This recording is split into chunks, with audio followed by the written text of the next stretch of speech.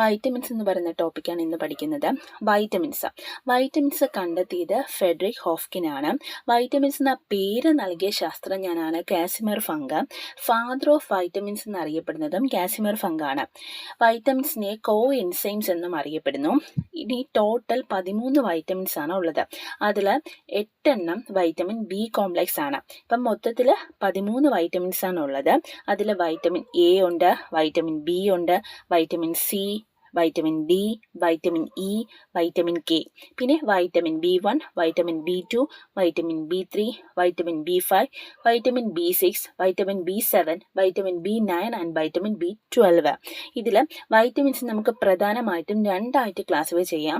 Fat soluble vitamins എന്നും water soluble vitamins എന്നും രണ്ടായിട്ട് ക്ലാസിഫൈ ചെയ്യാം. ഫാറ്റ് സോളുബിൾ എന്നും വാട്ടർ സോളുബിൾ എന്നും. ഈ ഫാറ്റ് സോളുബിൾ ആയിട്ടുള്ള വൈറ്റമിൻസ് എന്ന് പറയുന്നത് vitamin K, vitamin E, vitamin D, vitamin A, ഈ 4 ഫാറ്റ് സോളുബിൾ വൈറ്റമിൻസ്.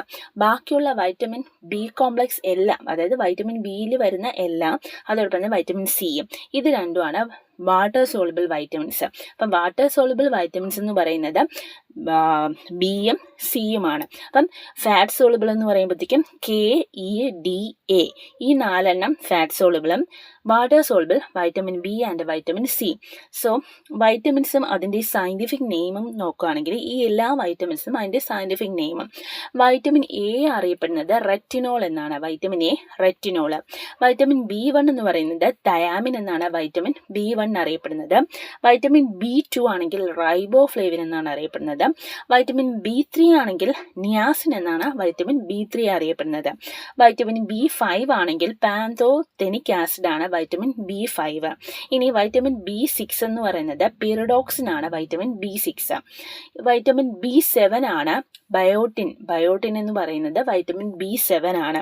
ഇനി വൈറ്റമിൻ B9 എന്ന് പറയുന്നത് ഫോളിക് ആസിഡ് ആണ് വൈറ്റമിൻ B9. അടുത്ത വൈറ്റമിൻ B12 എന്ന് പറയുന്നത് സയാനോ കൊബാലമീൻ. അപ്പം വൈറ്റമിൻ B12 എന്ന് പറയുന്നത് സയാനോ കൊബാലമീൻ ആണ് വൈറ്റമിൻ B12.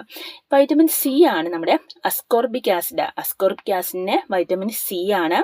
ഇനി വൈറ്റമിൻ ഡി എന്ന് പറയുന്നത് കാൽസിഫെറോൾ ആണ് വൈറ്റമിൻ ഡി.